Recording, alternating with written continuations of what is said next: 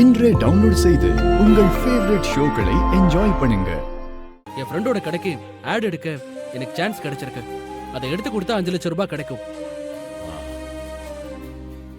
என் புள்ள சொன்ன மாதிரி பணத்தை ரெடி பண்றதுக்கு வழி பண்ணிட்டான். ஆட் எடுக்க போறான். மீதி பணத்துக்கு என்ன பண்ண போறீங்க?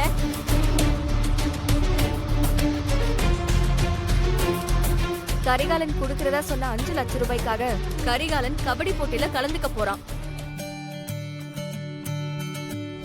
போட்டியில கலந்துக்கிட்டா போதுமா? ஜெயிக்கணும்ல. ஜெயிச்சாதானே பணம் கிடைக்கும்.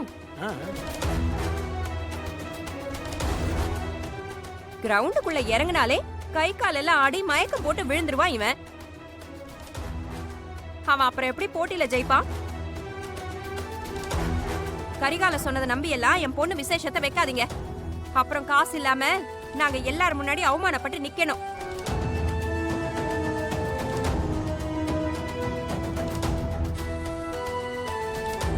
நீ யார பத்தி என்ன பேசிட்டு இருக்க? அவன் யார் தெரியுமா? கபடி போட்டியில மாவட்ட அளவுல விளையாடி எத்தனை போட்டியில ஜெயிச்சிருக்கான்னு தெரியுமா? இதோ வரேன் இரு.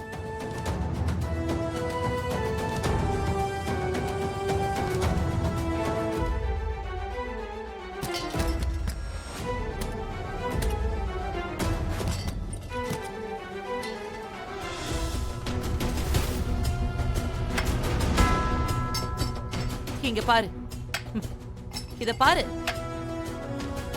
இத பாரு, இதையும் பாரு, இத பாரு, எவ்வளவு இருக்கு பாரு. இதெல்லாம் இவன் கபடியில ஜெயிச்சு வாங்கினதுதான்.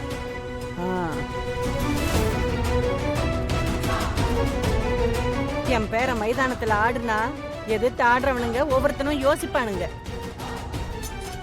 இது வரைக்கும் இவன் எந்த போட்டியிலயும் தோத்ததே இல்ல. இவனை பார்த்தா சொல்ற உன்னால கபடியில ஜெயிக்க முடியாதுன்னு? நீங்க சொல்லிட்டு இருக்கிறதெல்லாம் பழைய கதை. இவனுக்கு 17 வயசு இருக்கும்போது கபடி போட்டியில ஒருத்தன் இவனால அடிபட்டு செத்து போனதுக்கு அப்புறம் என்ன ஆச்சுங்கிறத நீங்க எல்லாம் மறந்துட்டீங்களா?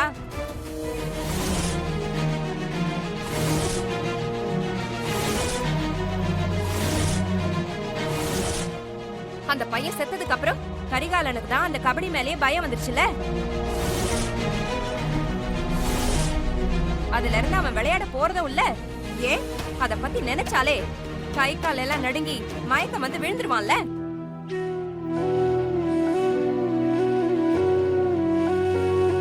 அப்புறம் எப்படி அவன் விளையாடுவான்?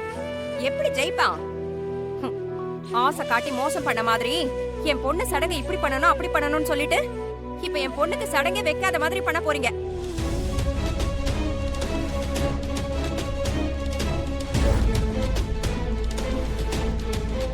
போச்சு, எல்லாம் போச்சு. எல்லாருமா சேர்ந்து எங்களை ஏமாத்திட்டீங்க. போது, நிறுத்துங்க. கரிகாலன் அந்த கபடி போட்டியில கலந்துப்பா. அதுல அவன் ஜெயிச்சு கரிகாலன் சொன்ன மாதிரியே 5 லட்சத்தை கொடுப்பான். தேவையில்லாம இங்க யாரும் எதுவும் பேச வேண்டாம். நீ வா கரிகாலா.